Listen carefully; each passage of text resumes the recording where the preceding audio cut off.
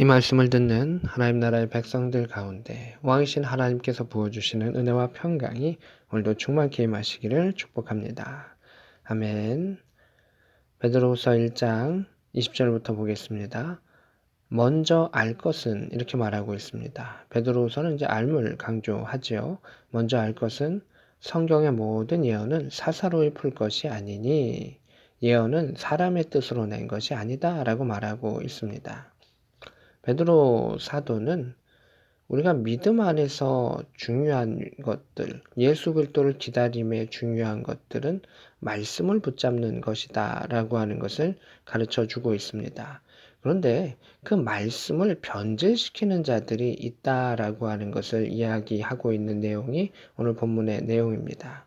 하나님의 말씀과 예언을 사사로이 푸는 자들이 있다. 말씀은 무엇으로 풀어야 할까요? 첫째는 성령 하나님을 통하여 성령 하나님께서 가르쳐 주시는 것을 우리가 알아야 되는 것이고, 또 예수님께서 그것을 성경 안에서 우리에게 풀어주신 것이죠. 그래서 우리는 성령 하나님을 통해서 말씀으로 말씀을 풀어야 되는 것인데, 이것을 사사로이 개인적인 생각에 의해서 짜맞추거나 자신의 생각을 하기 위한 그러한 근거로 세우는 악한 자들이 있다라고 하는 것입니다. 21절 후반부에 오직 성령의 감동하심을 받은 사람들이 하나님께 받아 말하는 것이라. 성경은 성령의 감동을 통해서 하나님께서 말씀하신 것이고, 그러하기 때문에 우리도 하나님 앞에 엎드림을 통해서 성령의 감동된 자가 되어야 그것을 알 수 있는 것입니다. 사람을 통해 하나님께서 성경을 적게 하셨지만 성령 하나님을 통하여 하나님의 영감을 통하여 주셨기 때문에 우리가 말씀을 볼 때 늘 기도하고 시작하고 성령님의 인도를 놓고 기도하고 이렇게 그 말씀을 읽고 묵상하고 나아가는 것이죠. 사실 예배 가운데도 마찬가지입니다. 우리가 예배를 드릴 때 또 말씀을 듣기 전 우리가 기도하고 하나님의 인도하심을 놓고 엎드림의 역사에 그 준비하심의 역사가 있을 때 우리는 그 말씀을 온전히 들을 수 있는 것이죠. 그냥 그저 왔다가 그저 듣게 되면 그냥 사람의 생각과 사람의 마음이 막 얽혀지게 되는 것이죠. 목사님들을 통하여 그 안에 성령께서 주시는 말씀들이 있을 터인데, 그것은 내 안에 성령님이 계실 때 그것이 캐치되는 것이고 소통되는 것이고 듣는 것이죠. 성령이 강권해서 파고드시는 일도 있습니다. 그러나 하나님의 역사는 그렇게 강권해서 파고드는 역사는 아주 소수고, 그가 마음에 자원한 심령을 어떻게 받아들이냐라고 하는 것이 중요한데, 거짓 선지자들은 성령의 역사하심 없이 그 말씀을 썼다라고 하는 것을 말하고 있습니다. 2장 1절입니다. 백성 가운데 또한 거짓 선지자들이 일어났었으니 이렇게 되어 있습니다. 구약의 하나님의 말씀을 예언할 때도 참된 선지자와 거짓 선지자들이 늘 있었던 것을 또 우리는 알고 있습니다. 또한 초대교회 가운데서도 이 사도들이 또 막고 또 경고했었던 것 중에 하나가 이단이고 거짓 선지자들입니다. 할 말씀대로 가르친 것을 자꾸 변질시키고 틀어가는 그것을, 그 교회를 타락시키고 성도들을 무너지게 하는 거짓된 이론들을 많이 사도 바울도 그렇고 또 베드로도 그렇고 그것을 경계했던 것을 보게 됩니다. 그들은 무엇을 가르치냐 하면 사신 주를 부인하고 임박한 멸망을 스스로 취하는 자들이다 이랬습니다. 결론적으로 이단의 특징 또는 거짓 선지자들의 특징은 예수 그리스도를 부인하는 것입니다. 그래서 논점을 흐리고 예수 그리스도를 부인하고 그 멸망을 자기들 마음대로 이용합니다. 어떻게 보면 신천지가 그럴 수도 있겠죠. 14만 4천 그런 구원받은 민족들 이렇게 하면서 그 임박한 멸망을 자신의 뜻대로 이렇게 해석하는 그런 이단들이 참 많이 있습니다. 그래서 우리 안에서 하나님의 말씀을 바로 하는 것이 중요한데, 성령님을 통하여 또 예수 그리스도를 알을 통하여 그 말씀을 알지 아니하면 우리가 알고 있는 것이 쉽게 거짓 선지자들에게 미혹되고 넘어질 수밖에는 없다라고 하는 그 경고의 메시지가 있습니다.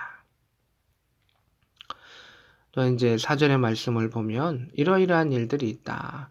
하나님이 범죄한 천사들을 용서하지 아니하시고 지옥에 던져 어두운 구덩이에 두어 심판 때까지 지키게 하셨으니 옛 사상을 용서하지 아니하시고 이렇게 말씀이 되어 있습니다. 하나님께서는 악한 자들, 어둠의 천사들, 또 노아의 시대에 범죄했던 자들을 다 이 지옥의 구덩이 가운데 던져 넣으셨다라고 하는 것입니다.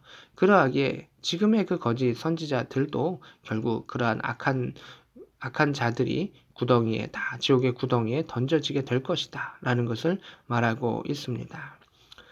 5절에 보면 옛 세상을 용서하지 아니하시고 오직 의를 전파하는 노아와 그 7식구를 보존하시고 경건하지 아니하는 자들의 세상에 홍수를 내리셨다 이렇게 되어 있습니다. 여기서 의를 전파하는 노아 이렇게 되어 있습니다. 의를 전파하는 방법이 무엇일까요? 직접 전파하는 방법도 있죠. 믿음의 사람으로서의 행동을 통해서 직접 전파하는 것이 있죠. 그러나 더 중요한 건 무엇일까요? 말씀을 성령 안에서 깨닫고 말씀대로 살아가는 것이죠. 그리고 또한 하나님의 명령이 있다면 그 명령 가운데 순종해서 산 위에 방주를 짓는 세상의 사람들이 손가락질하고 미쳤다 할지라도 하나님의 말씀을 깨닫고 성령에 감동된 자로서 그 일들을 행하면 의를 전파하는 자가 될 수 있는 것이죠. 6절입니다. 소돔과 고모라 성을 멸망하기로 정하여 제가 되게 하사 후세에 경건하지 아니한 자들의 본을 삼으셨으며 그래서 하나님께서는 이 구약 가운데서도 그 악한 자들 또 범죄한 자들 가운데 분명하게 멸하시는 역사가 있고 경건하지 아니하는 자들 그 거짓 선지자들에게 경고의 메시지를 하나님은 분명하게 주셨다라고 말하고 있습니다. 7절에 무법한 자들의 그 행실로 말미암아 고통당하는 의로운 롯을 건지셨다. 8절에 이는 의인의 그들 중에 거하는 날마다 저 불법의 행실을 보고 들음으로 그 의로운 심령이 상함이라 이렇게 되어 있습니다. 그래서 롯을 의롭다라고 표현하는 경우는 잘 없는데 여기에 이제 의롭다라고 표현을 사용하고 있습니다.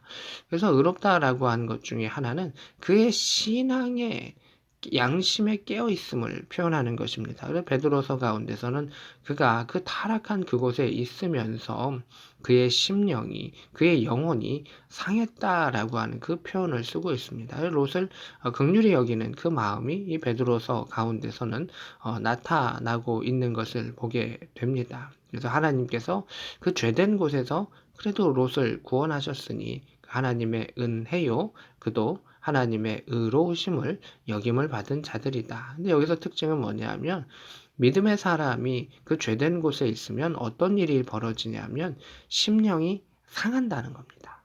우리가 어떤 곳에 가서 내가 이 백성들을 구원해야지 라고 해서 하나님께서 보내시면 뭐 어쩔 수 없이 또는 믿음 안에서 순종하면서 사명이기 때문에 영적 전투를 해서 싸워내가는 것이 맞죠. 그런데 스스로 그 죄된 곳에 있게 되면 그 안에 그 영이 상하게 된다라고 하는 것입니다. 그 안에 얼마나 많은 더러운 것들이 소돔과 고모라 가운데 있었습니까? 우상 숭배와 그리고 동성애와 악한 것들이 많이 있었었는데 롯이 그곳에 있으면서 그의 영이 상할 수밖에 없었다라고 하는 것입니다. 그래서 믿음의 사람들은 또 우리는 우리의 후손들이 그 더러운 것을 접하지 않도록 잘 지키고 보호하는 것 그리고 더러운 것에 떠날 수 있는 그 믿음의 결단과 그 용기가 필요하다라고 하는 것을 보게 됩니다. 우리에게 필요한 것은 말씀이며 성령께서 우리에게 그 말씀을 통하여 어떻게 가르쳐 주시는가를 살펴보아야 합니다. 또한 예수 그리스도를 통해서 가르쳐 주셨고 또 믿음의 동역자들을 통해서 함께 기도하게 하시며 동일한 하나님의 동일한 말씀으로 우리에게 역사하시는 것을 보게 됩니다. 그래서 공동체가 말씀을 씹고 묵상을 하고 나누는 것이 참 중요하고 또 바른 지도와 또 바른 나눔을 통해서 그 일들이 이루어지는 것이 필요합니다. 우리 공동체도 그 말씀을 같이 씹으면서 또 카톡방에 그 말씀을 올리기도 하면서 그 말씀에 대해서 함께 나아가는 그러한 방향성을 가지는데 그것이 교회의 방향성이요. 또 하나님께서 우리의 전체 가운데 주셨던 개인과 전체 가운데 주시는 그 방향성을 함께 나누는 길이기도 합니다. 오늘도 우리에게 귀한 말씀을 하나님께서 성경 가운데 허락하여 주셨습니다. 주님을 사랑하고 또한 이 땅 가운데 휩쓸리지 아니하며 하나님의 진리를 행하며 나아갈 수 있는 복된 저와 여러분 될 수 있기를 우리 구주 예수 그리스도의 이름으로 축복합니다. 아멘.